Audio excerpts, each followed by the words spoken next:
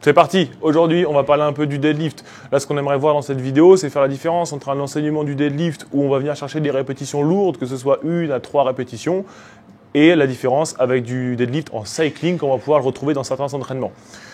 Pour le premier travail qu'on va devoir effectuer dans la partie spécifique, la première chose qui va nous intéresser, c'est des éléments plutôt sécuritaires, à savoir l'activation du dos, la position de départ et la position des abdos. Regardez bien Ellie en position de départ, il aura les pieds sous les hanches et la première chose qu'il va chercher à faire, c'est contracter le haut du dos, serrer les abdos et garder cette tension pendant tout le mouvement. Il fait 3 répétitions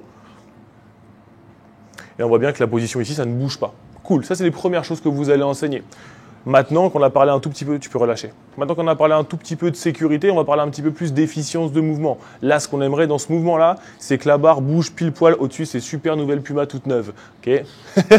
Donc là, ce qu'on aimerait, si on traçait une ligne, la barre devrait rester au-dessus de ses lacets. La seule chose qui va le gêner, ça va être ses genoux. Donc, sur la montée, il va chercher à reculer les genoux de cette manière-là. And go. Et sur la descente, il va imaginer qu'il a la porte du frigo à fermer avec les fesses et il va pousser le bassin vers l'arrière sans avancer les genoux. Et en bas.